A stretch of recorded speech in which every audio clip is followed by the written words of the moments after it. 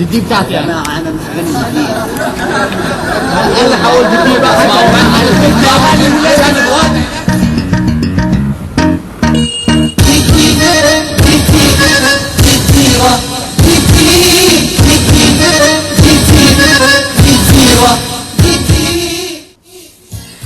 Sizzling with life, Marrakech is a noisy, raucous, spicy stew pot of a city. Constantly in motion, it's the sort of place that sucks you into its rhythm, into the chaos of its streets, into the constant bargaining of its souks, and into the warmth of its people. Founded in the year 1062, Marrakech has long been a cultural and historical reference in the Islamic world. The city reached its heyday during the 12th century, when it was the capital of Morocco. These days, Marrakech is the star of southern Morocco. Although the city is slowly becoming more westernized, here, as in the rest of the country, Islam is a powerful presence in people's lives. A full 99% of the population is Muslim, and many people are devout, heeding the call to prayer 5 times a day.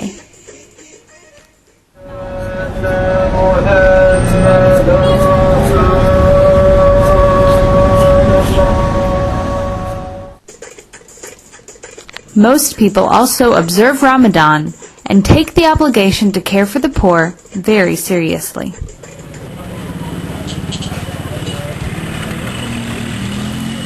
Religion, however, is not the first thing that comes to mind as you stroll through Marrakech. In the streets, motorcycles, bikes, cars, pedestrians, mules, carts, horses, buggies, and street vendors coexist in a carefully orchestrated dance of activity that's always on the brink of chaos.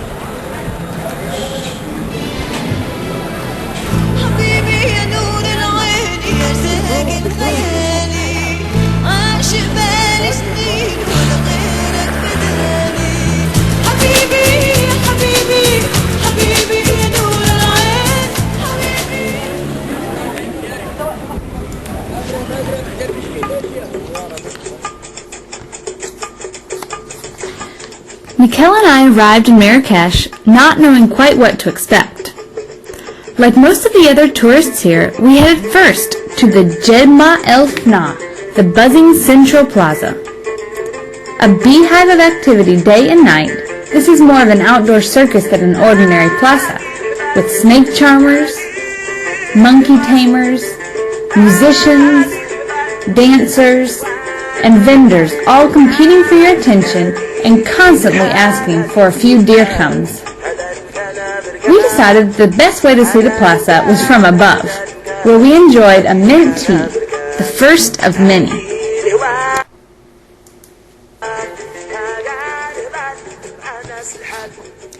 Next up was a visit to the famous souks, where you can buy everything from shoes, sandals, and purses, to lamps, clothing, and food. No matter what you buy, you'll have to bargain hard. Sellers start at a price that's 2, 3, 4, or maybe even 5 times higher than what you end up paying. We spent hours in the souks, where the covered markets make a great shady space to while away the hot afternoons, and where we found plenty to buy.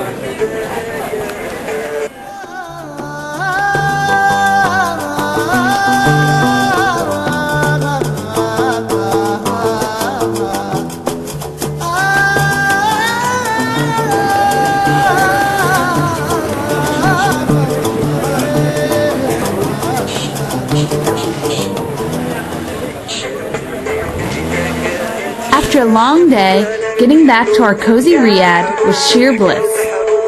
Once inside, Maria took good care of us, but getting there offered no small challenge.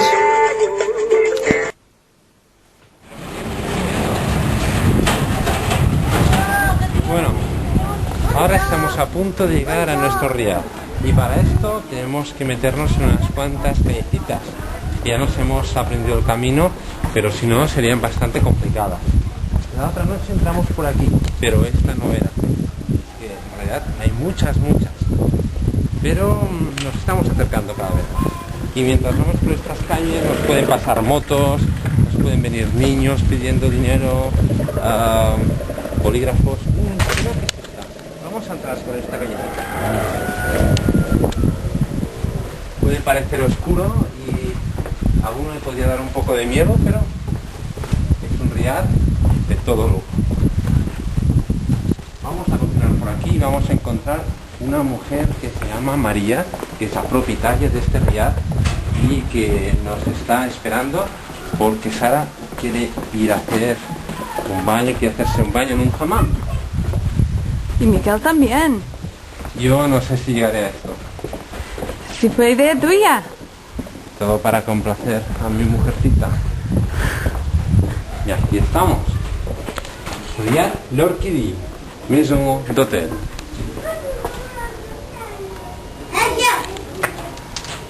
Aquí están unos amigos nuestros. Enfoca, enfoca.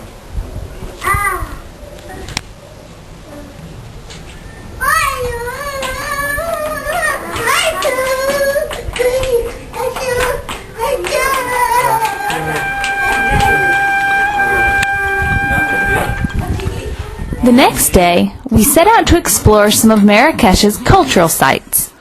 Our first stop is the El Badi Palace, built in the 16th century by the famed Sultan Ahmed al-Mansur, but later ransacked and used as an open quarry. Today, the only inhabitants are the huge storks living along its high walls. Much more opulent is the Madrasa Ali bin Yusuf, a 16th century theological school near one of the city's main mosques. The intricate designs on the walls and on the carved cedar wood ceilings of the patio and meeting rooms contrast sharply with students' rather austere living quarters.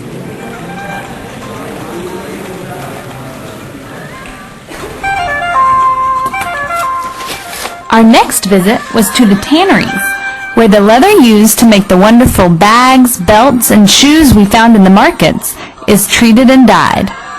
It's a smelly business, so we were given mint leaves for our own comfort. The methods they use here seem like something out of the Middle Ages, with all natural dyes like cumin, mint, saffron, and indigo creating the color. Pigeon poop, our guide told us, is another popular dye. So much sightseeing made us hungry, so it was a good thing we found so many delicious things to eat. Couscous and vegetables, meat pies called pastillas, and kebabs are some of the most typical dishes. Also common are the clay, pyramid-shaped tajines that are used for cooking tasty potato and lamb dishes. You see them everywhere, especially on the street. Desserts tend to be very sweet and are often made with honey. Everything is washed down with a delicious sweetened mint tea or with fresh orange juice. Fabulous, and only 30 cents a glass. As you can see, we really enjoyed the cuisine. You're just eating.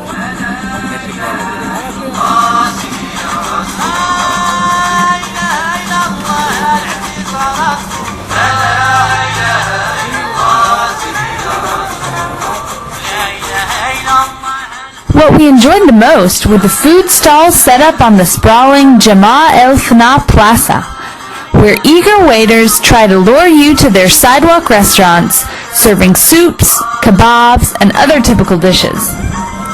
Tourists and locals alike eat in the stalls, and so much variety guarantees that there's a dish for every taste.